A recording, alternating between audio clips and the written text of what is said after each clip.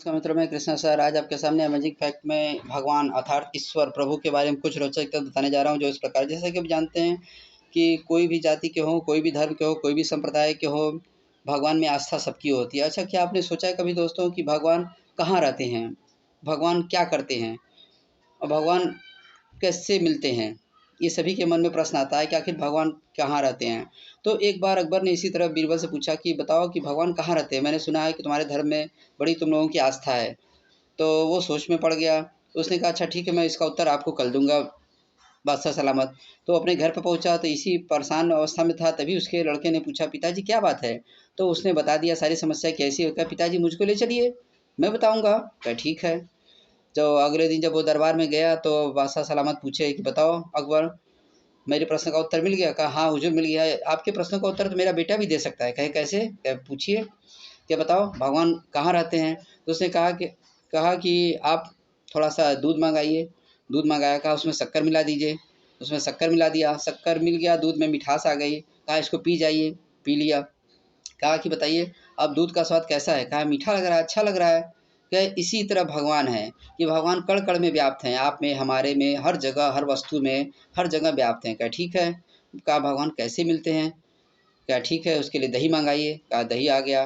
क्या इसमें आप मक्खन है दिख रहा है आपको?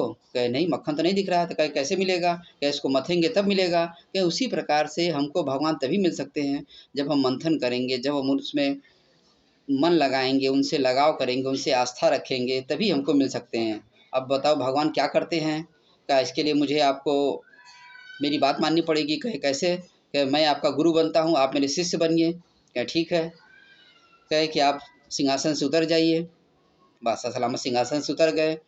वो सिंहासन पर बैठ गया। कहा बताओ भगवान क्या कर सकते हैं, क्या करते हैं? कि भगवान यही तो करते हैं कि पल भर में किसी को राजा, किसी को रंक बना देते हैं। तब बादशाह सलामत हंसने लगे। कहे ठीक है बेटा, आपने बहुत सही कहा। तो कहने का तात्पर्य यह है कि भगवान हर जगह है, हर कण में है, आपके मन में है, आपके हृदय में। अच्छा दोस्तों, विज्ञान ने आज बहुत तरक्की कर ली है, लेकिन बड़ा से बड़ा गंभीर रोग हो जाता है, जटिल रोग जो होता है, आईसीयू में चले जाते हैं और बड़ी से बड़ी समस्या आ जाती है, तो लास्ट में डॉक्टर क्या कहते हैं, अब ईश्वर ही बचा सकता है, क्योंकि वो जानते हैं कि चमत्कार सिर्फ ईश्वर करता है, विज्ञान चमत्कार नहीं करता है।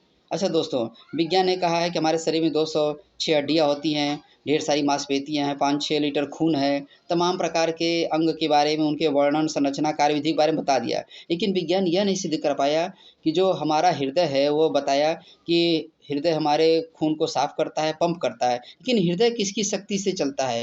हृदय को कौन चलाता है? दिल हमारा किसकी शक्ति से चलता है? मन कहाँ रहता है? और जब आप झूठ बोलते हैं तो आप में विचलन होता है। उसने लाई डिटेक्टर बना दिया। लेकिन तमाम उदाहरण ऐसे हैं जिससे हम सिद्ध कर सकते हैं, बता सकते हैं कि ईश्वर कहाँ रहते हैं, क्या करते हैं। ये आत्मसात करने की बात यह है कि ईश्वर हर जगह है, पल पल में है, हर कण में है, हर समय में है, हर घड़ी में है। उसको हमको समझने, जानने, पहचानने की ज़रूरत है। एक बार स्वामी विवेकानंद ने श्री रामकृष्ण परमहंस से पूछा कि प्रभु बताइए ईश्वर कहाँ रहते हैं? कहीं आँख बंद करो। जैसे ही विवेकानंद ने आँख बंद किया, रामकृष्ण परमहंस ने उनके सिर के ऊपर हाथ रखा और हाथ रखते ही वो अनंत ब्रह्मांड में चले गए। उनको लगा कि जैसे मेरा सिर घूम रहा है, बहुत ढेर सारा वो इधर-उधर जैसे लगा कि वो भटक गए। फिर थोड़ी देर बाद उनके चेतना शून्य होने के बाद जब वो जागृत हुए, कहा ईश्वर मिले? कहे हाँ प्रभु, मुझे तो हर जगह ईश्वर दिखाई दिए, कण-कण में ईश्वर है, आप में है, मुझ में है। कहे बस वही बात है कि जैसे कोई गूंगा मीठे फल को खाता है तो उसके रस को अंदर ही अंदर महसूस करता है, वो बयाँ नहीं कर सकता। उसी प्रकार ईश्वर को जो पा लिया, वही जानता है कि ईश्वर क्या है। तो ईश्वर के बारे में यही कहा जा सकता है कि कण-कण में है, चाहे वो किसी भी जात के हो, किसी भी धर्म के हो, किसी भी संप्रदाय के हो, किसी भी देश के हो, पशु में भी, जीव में भी, पशु में भी और फूल में भी, मतलब हर तरह से हर जगह है दोस्तों। ठीक है दोस्तों?